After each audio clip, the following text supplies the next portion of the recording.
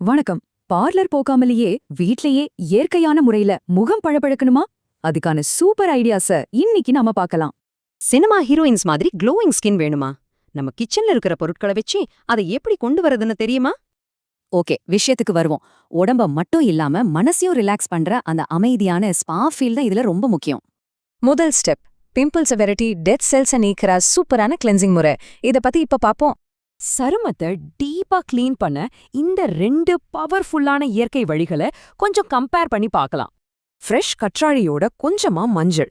இதோட anti bacterial தன்மை pimples மாயம் போல மறைய வைக்கிற ஒரு தங்க பொக்கிஷம்னு சொல்லலாம்.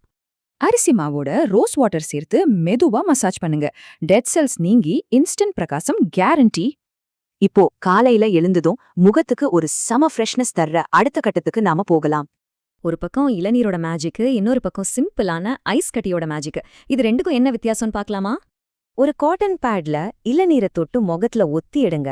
வாடி போன ஸ்கின் உடனே ஹைட்ரேட் ஆகி செமையா க்ளோ ஆகும். துணியில சுத்தின ஐஸ் கட்டியால மசாஜ் பண்றப்போ பிளட் சர்க்குலேஷன் அதிகமாகி ஸ்கின் இறுக்கமாகி ஒரு இன்ஸ்டன்ட் ஃப்ரெஷ்னஸ் கிடைக்கும். இப்போ எந்த ஃபில்டரும் இல்லாம முகத்துக்கு இயற்கையாவே ஒரு கோல்டன் பிரகாசத்தை தர்ற சீக்ரெட்டை தெரிஞ்சுக்கலாமா? தேனோ எலுமிச்சையும் இது ஒரு நேச்சுரல் ப்ளீச் மாதிரி வேலை செஞ்சு உங்க ஸ்கின்னுக்கு மேஜிக்கலான ரேடியன்ட் லுக்க கொடுக்கும். அடுத்து ஒரு மாஸ்டர் கிளாஸ். தலைமுறையா யூஸ் பண்ற தயிர் மற்றும் தேன் மாஸ்க பத்தி டீடைலா பார்க்கலாம். இதுல ரொம்ப முக்கியமான விஷயம் இதோட அளவுகள். இங்க கொடுத்திருக்கிற அளவுகள் மாறாம அப்படியே யூஸ் பண்றது ரொம்ப ரொம்ப முக்கியம். ஒரு கிளீனான பவுல்ல தயிரையும் தேனையும் எடுத்து சாஃப்டான பேஸ்ட் மாதிரி வர வரைக்கும் நல்லா மிக்ஸ் பண்ணிக்கோங்க. முகத்தை நல்லா கழுவிட்டு அப்ளை பண்ணுங்க. ஆனா சென்சிட்டிவான கண்ணை சுத்தி இருக்கிற பகுதியை கண்டிப்பா விட்டுடுங்க. கவனமா இருங்க.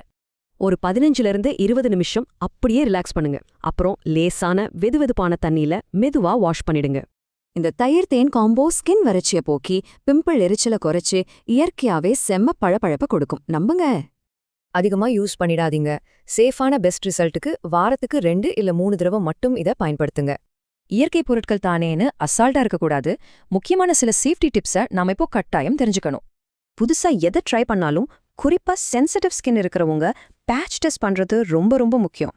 சிம்பிளான பாதுகாப்பான ஹோம் ரெமடிஸ் மூலமாவே நாம ஒரு பெஸ்ட் ஸ்பா அனுபவத்தை கண்டிப்பா பெற முடியும். இதுதான் உண்மை. எல்லாமே சூப்பரா இருக்குல்ல? சரி சொல்லுங்க, நீங்க உங்க ஸ்கின் கேர் ரொட்டீனை எந்த இயற்கை பொருளை வச்சு ஆரம்பிக்க போறீங்க?